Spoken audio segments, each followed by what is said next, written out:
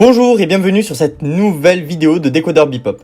On résume l'actu algérienne et mondiale en quelques minutes. Aujourd'hui, seulement deux sujets. On va parler des incendies en Algérie, bien sûr. Et pour finir, on va faire un tour en Éthiopie et mettre en lumière un conflit peu connu qui dure maintenant depuis plusieurs mois. Avant ça, comme d'habitude, je souhaite vous remercier de nous suivre tous les jours. Et si vous n'êtes pas abonné, rappelez-vous que cela nous aide beaucoup et nous encourage à continuer. Je vous embête pas plus et on passe aux actus. Les incendies ne s'arrêtent plus en Algérie. Ça fait maintenant plus de 3 jours que la Kabylie se bat contre les flammes. L'évolution de ces feux est fulgurante. Jusqu'ici, elle a emporté la vie de plus de 70 personnes et a blessé une centaine d'autres. Suite à l'augmentation de ces décès, le président Abdelmajid Tebboune a décrété un deuil national et 3 jours à partir d'aujourd'hui, avec un gel temporaire de toutes les activités gouvernementales et locales, à l'exception bien sûr de celle de la solidarité. Une mobilisation nationale et internationale s'est instaurée pour lutter contre les incendies. Au niveau national, en première ligne, il y a nous, les citoyens, qui faisons preuve de courage et de solidarité dans cette lutte aux côtés des membres de la protection civile et de l'armée nationale. Au niveau international, la Tunisie a proposé de mettre à disposition à l'Algérie un hélicoptère spécialisé. Quant au roi du Maroc, Mohamed VI, il s'est dit prêt à aider les Algériens dans cette lutte contre le feu de forêt et aurait déclaré « 2 Canadair ont été mobilisés afin de participer à cette opération ». Des accords des autorités algériennes. Du côté européen, la France met aujourd'hui à la disposition de l'Algérie 2 Canadair aussi et un avion de commandement. Ces aides sont très utiles, bien qu'elles viennent un peu tard selon certains. Car heureusement, cela baisse beaucoup. On peut voir les images par satellite prises samedi et les autres ce matin. En orange, c'est les incendies. Il semblerait que le plus dur soit maintenant derrière nous. Après tout ça, il va falloir reconstruire et continuer d'aider toutes les victimes. L'autre sujet, donc qui est un semi-sujet parce qu'on reste dans le même thème, c'est les origines des incendies. Le Premier ministre l'a affirmé hier, les feux destructeurs que connaît le pays sont bien d'origine criminelle. Une enquête a donc été entamée et les premiers suspects ont été interpellés. Parmi les suspects, Djamel Ben Saïd, âgé de 35 ans, a été arraché au fourgon des policiers, lynché, puis brûlé par la foule en colère. D'après ses proches, il serait venu en Kabylie pour distribuer des aides qu'il avait récoltées. Sur les lieux, plusieurs habitants n'ont pas du tout apprécié ce geste et auraient déclaré « Je suis contre ce genre de pratique car c'est inhumain, même si c'est l'effet d'une foule traumatisée ». En tout cas, la famille conteste les accusations.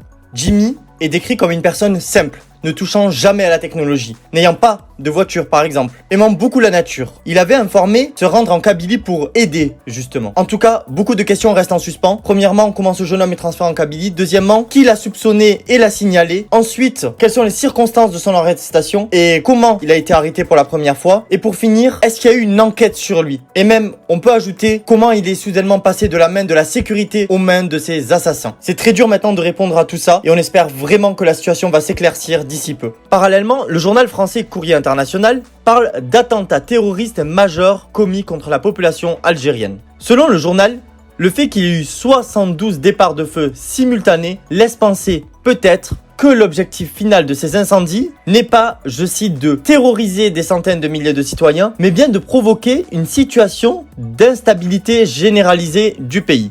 Sachant que ces incidents arrivent dans un contexte algérien plutôt difficile, entre les pénuries d'eau, la crise sanitaire, les débats qu'il y a avec le Maroc, l'indépendance de la Kabylie, etc., ce nouveau drame risque fortement de déstabiliser le pays. Il est pour l'instant assez difficile de se prononcer sur les réelles intentions des potentiels criminels. Une enquête approfondie est nécessaire pour répondre à nos questions. En tout cas, comme l'avait déjà montré la crise Covid, la solidarité du peuple algérien a été sans précédent. C'est peut-être l'une des choses qu'il faut retenir le plus de tous ces événements plutôt que laisser place à la colère. Des milliers de personnes ont aidé les pompiers et l'armée dans cet incident. De plus, on a vu des dons de médicaments, nourriture et argent arriver de tous les wilayas d'Algérie vers la Kabylie. Il faut, je pense, rester solidaire face à toutes ces épreuves. On préfère finir d'ailleurs sur cette note positive et on passe au sujet suivant. Aujourd'hui, on a décidé de vous parler d'un conflit qui n'est pas très médiatisé. Mais pourtant, après 9 mois de guerre, il fait déjà des milliers de morts et des centaines de milliers de déplacés. Il s'agit de la guerre du Tigré. La guerre du Tigré, c'est un conflit qui oppose le gouvernement fédéral éthiopien et le gouvernement régional du Tigré. On vous fait un petit flashback pour que vous compreniez mieux. En fait, en 1994, l'Éthiopie était un état fédéral, dirigé par le Front démocratique révolutionnaire du peuple éthiopien. Il était donc divisé en plusieurs régions ethniques. Ce sont des états dans lesquels une ethnie avait le contrôle. Et il avait entre autres les Omoros, les Hamaras, les Tigréens et les peuples du Sud. En 2018, Abiy Ahmed accède au pouvoir. Il met en place plusieurs mesures et gagne le prix Nobel de la paix. En 2019, il décide d'unir ces 4 régions pour former une structure nationale centralisée, le Parti de la prospérité. Toutes les régions ont adhéré, sauf le Front de libération du peuple de Tigré, qui représente les Tigréens. Ils s'opposent à cette nouvelle organisation et décident de se rebeller contre le gouvernement. Le 4 novembre 2020, la guerre du Tigré commence et fait ravage dans la région. L'ONU compte plus de 170 000 personnes déplacées dans les régions voisines et plus de 300 000 personnes seraient arrivées à des niveaux d'urgence alimentaire. Dans le Tigré, 5,2 millions de personnes, soit 90% de la population de Tigré, vivent grâce à l'aide extérieure. En juin 2021, le gouvernement éthiopien et les forces tigréennes ont démarré des négociations pour un cessez-le-feu. Mais malgré ça, les combats continuent. Et le 10 août dernier, le Premier ministre a appelé tous les Éthiopiens aptes et majeurs à rejoindre les forces de la défense et des forces spéciales ainsi que les milices et de montrer leur patriotisme. Cette guerre est une catastrophe pour l'humanité et on espère vraiment que les deux parties arriveront à trouver un terrain d'entente. La vidéo est assez longue et donc il n'y a pas, comme je vous l'avais dit en début de vidéo, de troisième sujet. On va s'arrêter là. C'est d'ailleurs la dernière vidéo de la semaine. Ça a été une semaine très difficile et très chargée. Merci beaucoup de nous avoir suivis. Si vous n'êtes pas abonné et que le format vous plaît, n'hésitez pas à vous abonner pour nous soutenir. Quant à moi, je vous dis